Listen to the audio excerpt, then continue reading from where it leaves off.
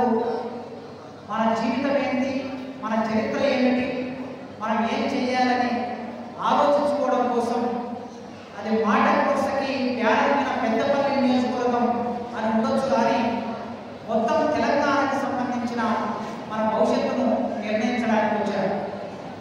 నాకు మీ అందరినీ చూస్తుంటే దాదాపు 1998-99 కాలం గుర్తుకొస్తుంది. ఎందుకంటే ఈ సభలో ఎక్కువ మంది అక్క చెల్లెళ్ళు ఉన్నారు. ఒక్కొక్క ఇంటి నుంచి ఒక్కొక్క అక్క చెల్లెలు వచ్చిందంటే, తల్లులు వచ్చారంటే ఖచ్చితంగా మీ ఇంట్లో ఒక 2 3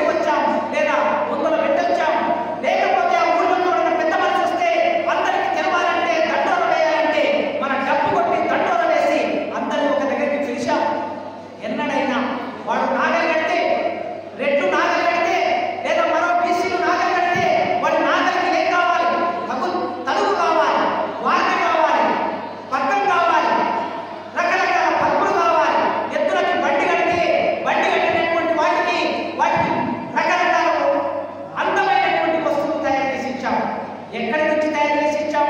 చర్మం నుంచి తయారు చేసి ఇచ్చాం. మనం చర్మం నుంచి తయారు చేసి ఇస్తే వాడు మనకి ఒక గింజలు పెట్టి ఉండవచ్చు, ఒక కుండ గింజలు పెట్టి ఉండవచ్చు, లేదా 2 గిన్నెలు పెట్టి ఉండవచ్చు, ఒక సేవ పెట్టి ఉండవచ్చు. మనం పని చేయకుండా ఎన్నడూ ఎవరిని ఆశించి బతకలేదు. ఈ దేశ చరిత్రలో ఈ ప్రపంచం నడవడానికి మూలమైనటువంటి వాళ్ళం గుర్రాజు రాశాడు. నీ పాదము కందకుండా చెప్పులు గుర్తించి జీవనం చేయు అప్పు వంటది సుమి భారతావని వారి సేవకు అని గుర్రాజు రాశాడు. ఈ దేశంలో ఉన్న వాళ్ళందరూ వాళ్ళ కాలు చెప్పు ముట్టించినటువంటి మనకు ఎన్ని రోజులు సేవ చేసుకున్నా సరే దానికి ఆ అప్పు రుణం తీరనంత సేవ చేసి పెట్టాం. సేవ చేసి పెడితే మనల్ని ఎక్కడ పెట్టారు? వీళ్ళందరూ కలిసి ఎక్కడ పెట్టారు? బ్రాహ్మణులు, రెడ్లు, వెలుమలు, కాపులు, కమ్మలు, ముదిరాజులు, గౌడ్లు, యాదవులు వీళ్ళందరూ మనల్ని ఎక్కడ పెట్టారు? ఊరికి దూరంగా పెట్టారు. అంటలాగన్నారు, ముట్టలాగన్నారు, మీరు బడిలోకి రావద్దన్నారు, మీరు గుడిలోకి రావద్దన్నారు, మీరు డబ్బు సంపాదించుకోవద్దన్నారు, మీరు మంచి బట్టలు కట్టుకోవద్దన్నారు, మీరు చెప్పులు వేసుకోవద్దన్నారు. చెప్పులు కుట్టించిన మనకే చెప్పులు లేకుండా చేశారు మిత్రులారా. మనం చెప్పులు కుట్టించి వాడికిస్తే మనకు చెప్పులు లేకుండా చేసి ఊరవతల పెట్టారు. ఊరవతల పెట్టిన మనం అయినా సరే తల వంచుకొని బతికాం, అయినా సరే పని చేసి బతికాం. మంచి బట్టలు కట్టుకుంటే ఓవలే. చుండూరు కారంచెడు గ్రామంలో నీళ్లు తాగితే నీళ్ళ చెరువు అన్నందుకు కారంచెడు గ్రామంలో మాదిగల మీద కమ్మ వాళ్ళు దాడి చేసి 40 సంవత్సరాల కిందట 7 మందిని నరికి చంపారు. ఎందుకు నరికి చంపారు? మా నీళ్లు ఉన్నందుకు చంపారు. నీళ్లను కూడా మనకు దక్కనివ్వలే. చుండూరుకు వస్తే కుర్చీ మీద కూర్చున్నందుకు మా మాధ్యాన్ని సినిమా టాకీస్లో కుర్చీ మీద కూర్చున్నందుకు మా కళ్ళ ముందు మీరు కుర్చీ మీద కూర్చుంటారా? మీరు నేల టికెట్ కాదు కదా, మీరు నేల మీద కూర్చోవాలి అని చెప్పి 8 మంది మానవాళిలను నరికి చంపారు. ఇక్కడ కమ్మలు చంపారు, కారంచెడులో కమ్మ వాళ్ళు మాదిగలు చంపారు. చుండూరులో రెడ్లు మానవులను చంపారు. ఆనాడు కమ్మ వాళ్ళ అధికారంలో ఉంటే, ఎన్టీ రామారావు అధికారంలో ఉంటే కమ్మ వాళ్ళు మనల్ని చంపారు. నేను మళ్ళీ జనార్దన్ రెడ్డి అధికారంలో ఉంటే చుండూరులో మనల్ని చంపారు. మనల్ని చంపుకుంటూ వస్తూ ఉంటే మనం భరిస్తూ ఉన్నాం. 91 జరిగింది. 94లో అప్పుడు ఇన్ని రోజులు సేవ చేసిన మనం, ఈ సమాజానికి అందించిన మనం, ఈ సమాజం బాగుండాలని కోరుకున్న మనం ఏమన్నాం? ఒక్కసారి అడిగాం, అయ్యా ఈ దేశంలో మా జనాభా, ఈ ఆంధ్రప్రదేశ్ అనే రాష్ట్రంలో మా జనాభా 12% మా జనాభా. ఆ జనాభా ఇవాళ ఎంత వ్యక్తిలో జనాభా లెక్కలు వస్తుందని తెలుస్తుంది. 2011లో జనాభా లెక్కలు జరగాలి. ఇప్పటి వరకు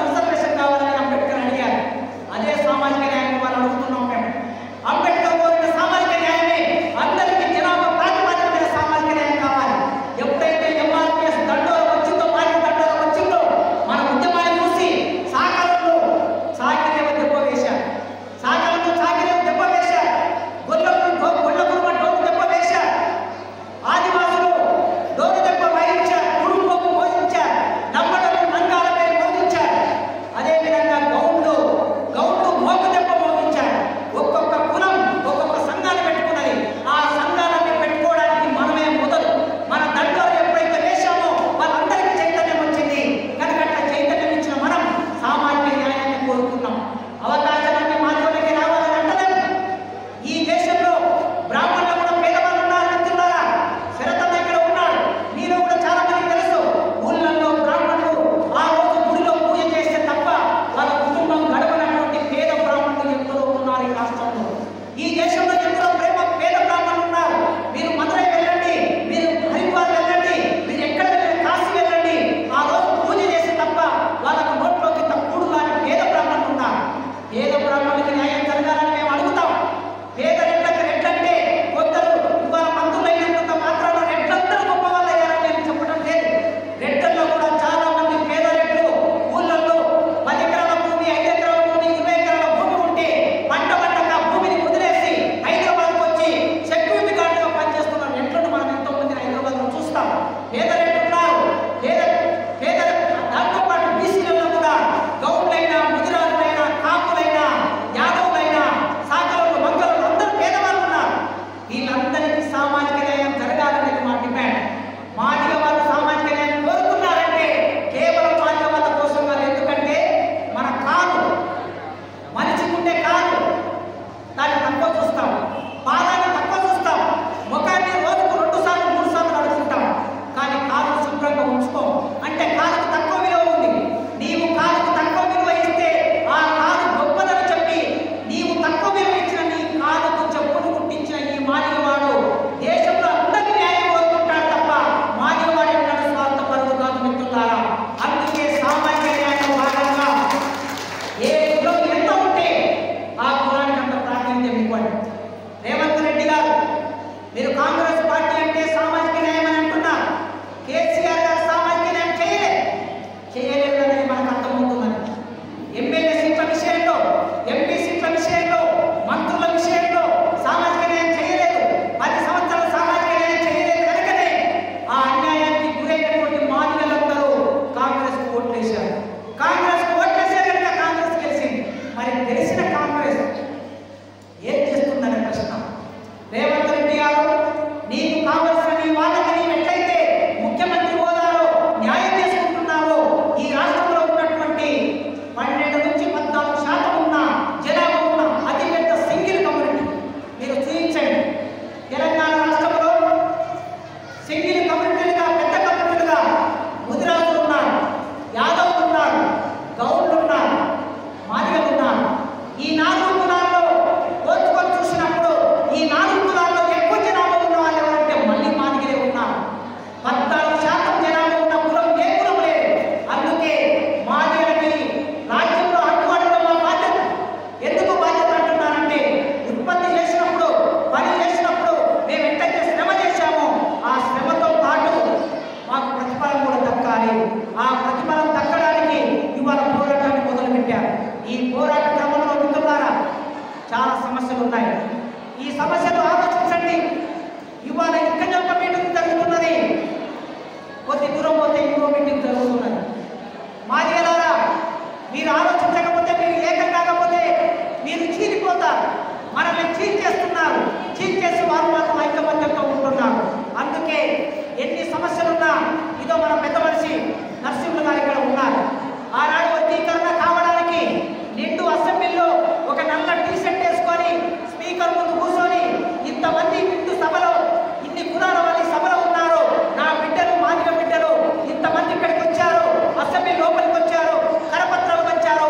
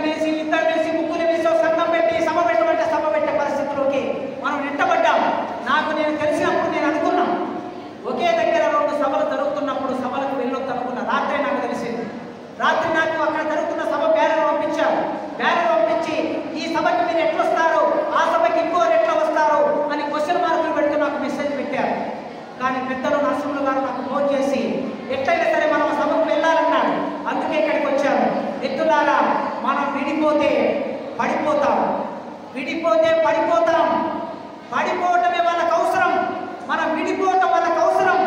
మీలో మీకు ఎన్ని సమస్యలున్నా ఆయన అన్నాడు ఒకసారి, ధర్మరాజు ఒక మాట అన్నాడు. 3వ రాజు మన దగ్గరికి వచ్చినప్పుడు కౌరవులు 100 మంది, మనం 5 మందిని, 105 మందిని మనం ఒక్కటి అన్నారు. ఎందుకు? 3వ వాడు వచ్చినప్పుడు. మనలో మనకి ఎన్ని గొడవలైనా ఉండవచ్చు, కానీ 3వ వాడు వచ్చినప్పుడు మనం ఒకటి అన్నారు. అందుకోసమే మనం ఒకటి కాకపోతే ఈ రాష్ట్రంలో మనం ఏమీ సాధించలేము.